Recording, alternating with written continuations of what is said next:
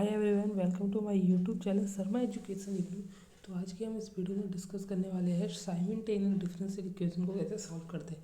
जैसे कि आपको पता है कि इससे पहले हमने डिफरेंशियल इक्वेशन को सॉल्व करना सीखा था। अगर आपने वो नहीं देखा है ना तो सबसे पहले वो देख लो, ठीक है। फिर इस पे आना, ठीक है। इस वीडियो से हम साइमल्टेनियस पढ़ेंगे और जो नेक्स्ट वीडियो होगी उसमें हम वेरिएशन ऑफ मेथड करेंगे और कोफिशिएंट निकालने वाला वेरिएशन पढ़ेंगे और उसके बाद एक लिमिट का एक टॉपिक है छोटा सा, उसको भी समझ लेंगे। मतलब आने वाली वीडियो में वो 3 टॉपिक कवर करेंगे। बट ये जो साइमल्टेनियस इक्वेशन 8 मार्क्स का आता है, तो अगर आप एक बार इसको समझ गए ना तो आपकी 8 मार्क्स और पिछले में 15 मार्क्स, तो आपके कंपैरिजन पासिंग मार्क्स तो हो जाएंगे और आने वाली वीडियो में भी कुछ मार्क्स फिक्स कर देंगे।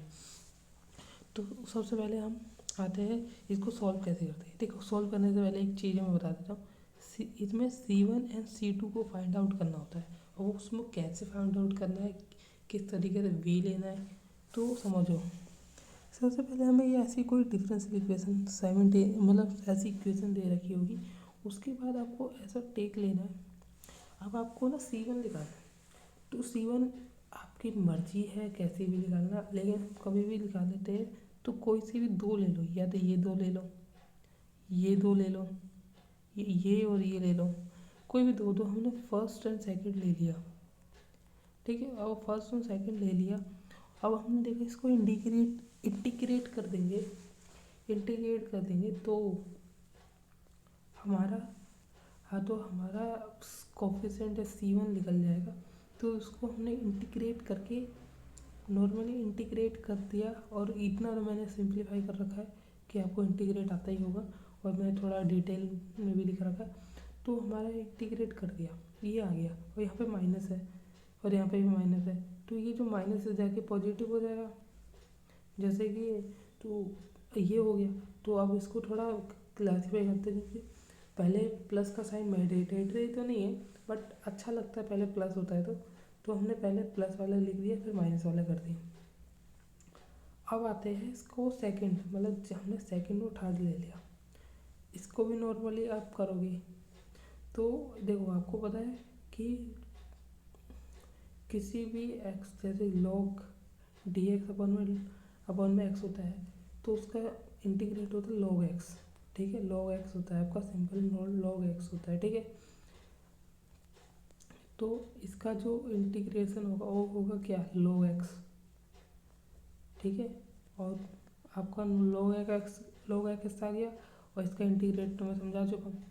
तो ये अब देखो, दोनों ही माइनस माइनस उसको छोड़ो और इसको सिंपली इतना लिख दो, सेम C2, C1 आ गया, C2 आ गया, निकल के।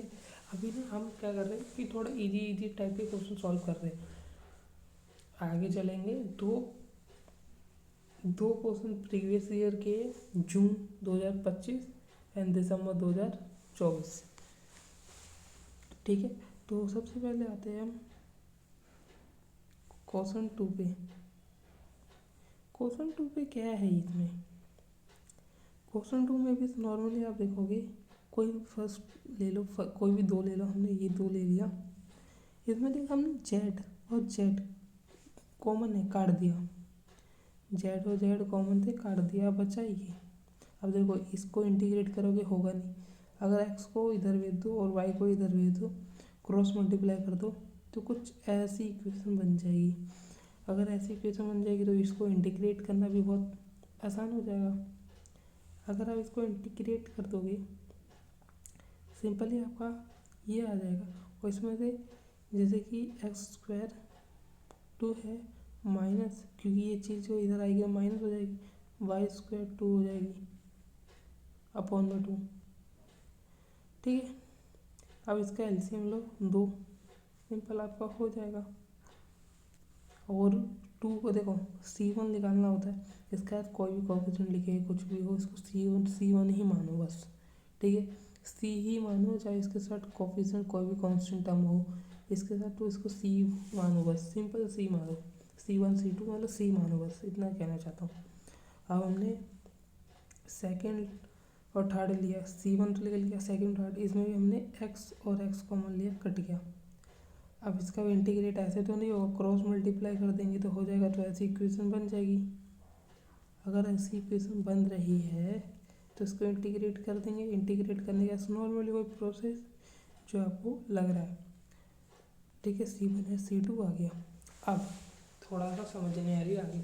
अब तक के 2 क्वेश्चन मैंने इजी डाल रखे थे क्योंकि आपको समझ जाए, एक बार समझ जाओ तो उसके बाद थोड़ा कुछ रटने वाली चीज़ें भी आप समझ लो। अब मैंने बोला था C1 और C2 निकालना होता है, ठीक है। C1 C2 कैसे भी निकाल लो, लेकिन जो C1 और C2 है वो एक्स वाई जेड, एक्स और वाई की जेड में से या तो 2 या तो तीनों होने ज़रूरी है। एक्स वाई जेड तीनों, इन तीनों में से तीनों हो या तो कोई सा भी, एक्स C1 और C2 में दोनों में ऐसे कॉमन चीज़ है। तो हमने क्या करा, हमने कैसे भी निकालना है, प्लस करके माइनस करके, या तो हम इसको जोड़ के इन दोनों पे प्लस लगा के, कुछ भी करके हमें C1 C2 निकालना है। और C1 टू C2 की वैल्यू में एक्स वाई जेड तीनों या कोई 2 होने ज़रूरी है, ठीक है। तो हमने देखा है अगर हम इसको मल्टीप्लाई करते 1 से, तो अगर हम मल्टीप्लाई वो करते 1 से तो हो सकता है इन सबको प्लस कर दो, ठीक है। तो ये जैसे कि ऊपर के टर्म तो मैं हटा देता हूँ, मैं ये वाले टर्म समझाता हूँ, ठीक है।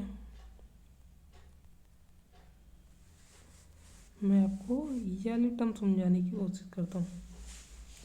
तो देखो जेड माइनस वाई, अब यहाँ पे आ गया प्लस, तो अब एक्स प्लस माइनस जेड, अब यहाँ पे प्लस आ गया तो वाई, यहाँ पे प्लस आ गया तो वाई प्लस माइनस एक्स, इससे ये कट गया, इससे ये कट गया, इससे ये कट गया, तो सब कुछ कट के बचा क्या, ये जीरो नहीं कह सकते, 1 कहोगे और 1 रहेगा, लेकिन इधर तो 0 है क्योंकि ये सारी टर्म, जैसे कि आप समझे ना एक बार। अब मैंने ये तो समझा दिया, अब मैं आपको ये वाला टर्म समझाता हूँ। ये सब प्लस हो गए तो इक्वल में 0 हो गया ना, ठीक है। तो इक्वल में 0 है तो ये सब तो 1 हो गया, तो 1 के इसके इन सब के नीचे क्या है, 1 है, इन सब के नीचे क्या है, 1 है। हाँ, इन सब के नीचे ये 1 हो गया, तो ये सब के नीचे 1 हो गया। अब मैंने क्या बोला था, C1 निकालो C2 निकालो, लेकिन एक्स वाई जेड कैसे भी निकालो, एक्स वाई जेड में तीनों या 3 में से कोई 2 होने ज़रूरी है। अगर हम सबको इंटीग्रेट कर दोगे तो एक्स वाई जेड निकल जाएगा, C1 निकल गया। आते हैं C2 पे। C2 निकालने के लिए आपको क्या करना है, अगर उसको एक्स वाई जेड से मल्टीप्लाई कर दे, ठीक है, एक्स वाई जेड से मल्टीप्लाई कर दे, वही same process x z x y x z cut गया, प्लस माइनस कट रहे हैं यहाँ पे सारे कुछ, तो ये 1 हो गया और सामने 0 हो गया।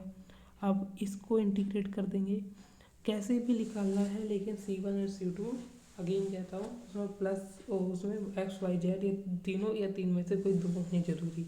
तो हम इसको इंटीग्रेट कर देंगे तो एक्स वाई जेड आ जाएगा, एक्स वाई जेड आ गया, इंटीग्रेट करा, 2 था, 2 को इधर भेज दिया, कोफिशिएंट है, कोफिशिएंट के सामने कुछ भी लिखो, ये आपका आंसर आ गया, ठीक है, सिंपल सा। अगेन समझ लो, थोड़ा ट्रिकी है, थोड़ा अनकंसेप्ट है, कुछ समझने वाली चीज़ें होती नहीं है इसके अंदर। अब अगर आपको इतना नहीं समझ आया ना, थोड़ा अब और दिमाग ख़राब होगा क्योंकि अब क्वेश्चन आ गया प्रीवियस ईयर का, इसमें तो और थोड़ा खतरनाक सी चीज़ है, रटने वाली चीज़ है, रट लो। अगर कंसेप्ट नहीं समझना ना, रट लो, 1-2 क्वेश्चन रट लोगे और 1-2 क्वेश्चन खुद से भी ट्राई करके लिखोगे तो थोड़ा बहुत समझ आने लगेगा। अब आते हैं प्रीवियस ईयर का 2025 का क्वेश्चन। ये क्वेश्चन दे रखी थी, सिंपल बच्चे क्या करते हैं, सिंपल आपको इतना मैं समझा देता हूँ, थर्ड और सेकंड लिया, 2x कट गया, 2x कट गया, इन सबको इंटीग्रेट कर दिया और इंटीग्रेट करके इनका log बाई log जेड, ये उधर जाके ये आ जाएगा।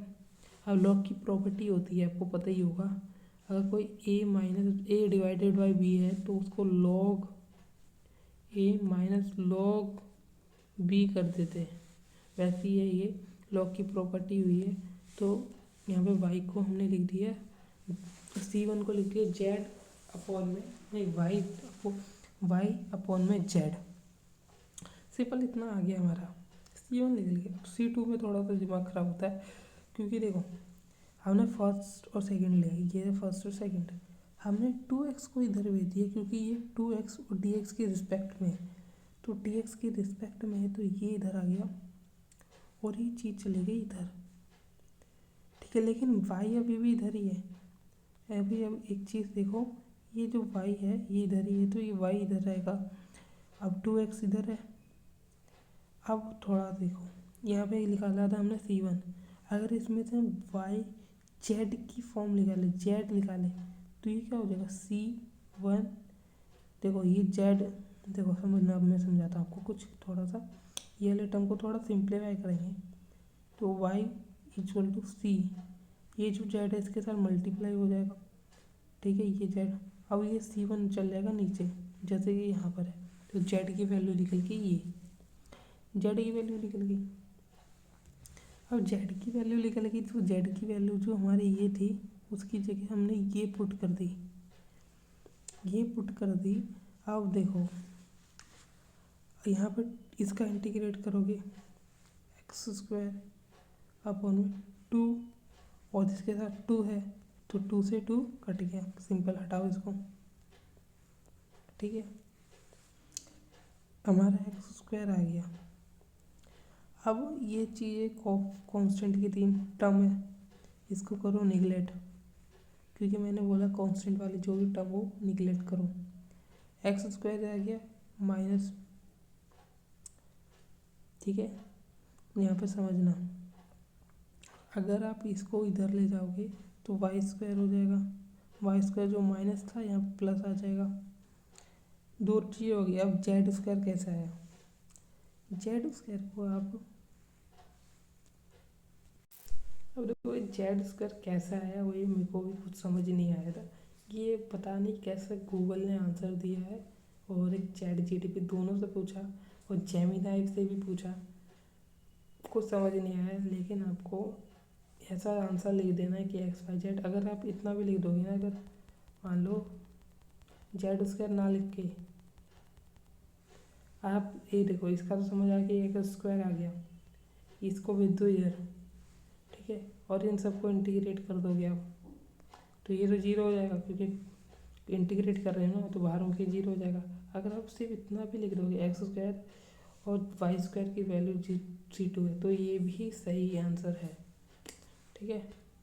थोड़ा ChatGPT और कुन्नू ने भी ऐसा बताया है कि आप इतना भी लिखोगे तो सही है, आप क्वेश्चन टाइप करने से मतलब होता है इतना। अब आ रहा है एक और सबसे बेकार क्वेश्चन में से एक, ठीक है, इसको भी समझना बहुत ज़्यादा मुश्किल है, लेकिन समझाने की कोशिश करिए। ये एक साइमल्टेनियस इक्वेशन दे रखी है, ये आपने लिख दिया एक पेन से, इन सबको आप dt के इक्वल बराबर मान लो, dt के बराबर मान लोगे तो ये जो चीज़ है ये भी dt के बराबर होगी, ये चीज़ है ये भी dt के बराबर होगी, ये वाले टाइम में dt के बराबर होगी, ठीक है, ये बराबर होगी इसके बराबर, dt के बराबर है तो x² जाके मल्टीप्लाई उसमें हो जाएगा, ये भी चीज़ मल्टीप्लाई में हो जाएगी, ये भी चीज़ मल्टीप्लाई में हो जाएगी, मल्टीप्लाई मल्टीप्लाई मल्टीप्लाई हो गया रहेगी एडिंग। ये राइट साइड क्या क्या है, राइट साइड क्या है, एक मिनट को, हाँ, राइट साइड 1 2 3 इन सबको प्लस कर दो, ये इन सबको प्लस करके थोड़ा सा देखो, एक तरफ स्क्वायर के टर्म ले लोगे तो भी बराबर है, और एक तरफ कर दो ये वाली टर्म बाहर की ओर, ये जी टर्म, ठीक है, सिंपल हो गया। अब हम सिर्फ देखेंगे इसको, थोड़ा समझेंगे इधर की चीज़ें, ठीक है, इधर की चीज़ें समझेंगे, ठीक है। अब देखो इनमें से d कॉमन लेके ये बन गई इक्वेशन, d कॉमन लेके बन गई ये इक्वेशन, जैसे कि यहाँ लिख दिया, और सेम टू सेम ये चीज़ इधर पुट लिख दी।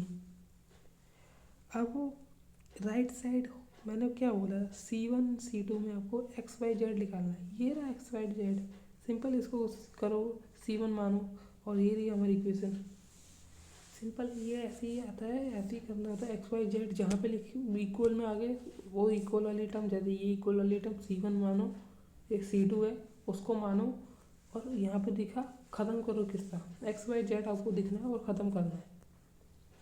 अब आते हैं सेकेंड, फर्स्ट एंड सेकेंड लेते थे, उसमें सेम प्रोसेस, ठीक है। सेम कैसे करा, ये प्लस मान लो, ठीक है, ये इधर जाके होगी माइनस, जैसे कि ये देखो समझाता हूँ। dx नीचे वाले टर्म, अभी नीचे वाली टर्म मत इमेजिन करो, मत इमेजिन करो, में कोई टर्म नहीं है। और मान लो इधर ये चीज़ है गई इधर पॉजिटिव में, ये वाली टर्म आ गई इधर, कोई टर्म अभी इमेजिन मैं लिख नहीं रहा हूँ, मतलब ये वाली टर्म मान लेना, अभी से मैं ये लिख रहा हूँ, ठीक है। तो मान लो कोई टर्म है इधर, तो ये चीज़ जाती है तो इधर माइनस हो जाएगी ना, जैसे ये माइनस होगी, और ये जो चीज़ थी इधर आगे मल्टीप्लाई हुई, कैसे, देखो आपको समझाता हूँ। ये चीज़ थी, ये तो समझिए, ये चीज़ इधर आगे ऊपर आ जाएगी, ठीक है, जैसे ये, सिंपल, समझ गए। अब एक साइड मैंने ले लिया राइट साइड और एक तरफ ले लिया लेफ्ट साइड, जैसे ये रही। अब हम क्या करेंगे, पहले हम इसको सिंप्लीफाई करेंगे, पहले हम इसको सिंप्लीफाई करेंगे। तो आपको पता है a की स्क्वायर माइनस बी की स्क्वायर, ए की स्क्वायर माइनस बी की स्क्वायर का फॉर्मूला होता है a minus b, a plus b, तो ये वाला फॉर्मूला लगाया। अब हम करेंगे इसको सिंप्लीफाई, थोड़ा ये वाली चीज़ देखोगे, जेड कॉमन है, जेड बाहर ले लिया। अब देखोगे यहाँ पर एक्स थोड़ा इसको मैच करने के कारण हम इसको ले लेंगे थोड़ा एक्स बाहर, एक्स को पहले लेंगे तो इधर हो जाएगा माइनस का साइन, ठीक है, ये वाली टर्म होगी। अब इसको बाहर ले लिया तो ये तो सिंपल यही है, सिंपल यही था। और एक्स वाई जेड, अगर आप इनको ऐडिंग कर दोगे तो ये वाली इक्वेशन आ जाएगी, ये वाली इक्वेशन, कैसी वाली, ये वाली इक्वेशन, इसको ऐडिंग कर दोगे तो सिंपल आपका ये हो जाए। और एक्स वाई जेड दिख रहा है यहाँ पर मेरे को, एक्स वाई जेड दिख रहा है, और इसी को हमने क्या माना था, C1 माना था, ये वाली चीज़ भेज दो इधर। अब थोड़ा यहाँ पे समझने वाली चीज़ समझना, थोड़ा अच्छे से समझाऊंगा मैं, आप मैं समझा रहा हूँ। ये वाली चीज़, ये क्या है, आप सोचोगे यार ये तो ये कट गया, नहीं कटा, समझना, कटा नहीं। आप dx अपॉन में x होता है ना, ये रिस्पेक्ट होती है ना, तो वैसे ही है, ये रिस्पेक्ट है, ऊपर वाली टर्म रिस्पेक्ट में है, ऊपर वाली टर्म रिस्पेक्ट में, और ये फंक्शन है, समझे, ये रिस्पेक्ट है पूरा और ये फंक्शन है पूरा, उसी को इंटीग्रेट कर दिया तो इधर को हमने C1 को मान लिया था, C1 इक्वल था इसके बराबर, तो ये C1 हो गया, और डी इसको इंटीग्रेट करो, dt को इंटीग्रेट करोगे t आएगा, तो हटाओ इसको, इन सबको हमने मान लिया क्या, हमने सबको मान लिया C2, और ये आपका आंसर आ गया C1। अब y अपन में z कैसे है, बहुत अच्छा क्वेश्चन पूछते हो आप। अब इसका जवाब भी मेरे पास नहीं है, क्योंकि मेरे को ये नहीं पता, जो चीज़ मेरे को नहीं पता ना वो मैं आपको नहीं बताऊंगा, कुछ गलत नहीं बताऊंगा ही नहीं, मेरे को नहीं पता, ये आंसर था ऐसा ही, ठीक है। तो आपका ये जो था C1 और C2 Z आ गया, और ये एक्स वाई जेड भी लिखना चाहते हो तो लिख दो, आपकी मर्जी है, लेकिन मैं सजेस्ट करूँगा जो चीज़ आपने कुछ रैंडम तरीके से लिख दी है ना उसको मत लिखो, सिर्फ आपका C2 की जो वैल्यू है ना वो नॉर्मली आप पता क्या करो, x माइनस जे वाई लिख दो, बस, ये लिखना कोई कंपल्सरी नहीं है, लेकिन ये भी लिख दोगे ना x माइनस वाई, तो ये भी बहुत ठीक आंसर है, ठीक है, बहुत अच्छा आंसर है, बहुत सही आंसर है, ठीक है। तो देखो अब मैं एक बताऊंगा वेरिएशन ऑफ अंडरस्टैंडिंग का जो कोफिशिएंट का है वेरिएशन, वो भी बताएंगे। उसके बाद एक और तरीके का डिफरेंशियल इक्वेशन हमारा सॉल्व करने को रहता है, वो भी कर देंगे। देखो मेथड ऑफ वेरिएशन पैरामीटर बता दूंगा, दूसरा बताना है आपको method, understand coefficient, general solution, ठीक है, वो भी बताना है। और एक लिमिट का क्वेश्चन आता है, वो भी बताना है। ठीक, ये सब मैं अगली वीडियो में बताऊंगा। तो तक चैनल सब्सक्राइब करो, लाइक करो, और अगर पिछली वीडियो नहीं देखी तो वो भी देख लेना। मिलते हैं अगली वीडियो में।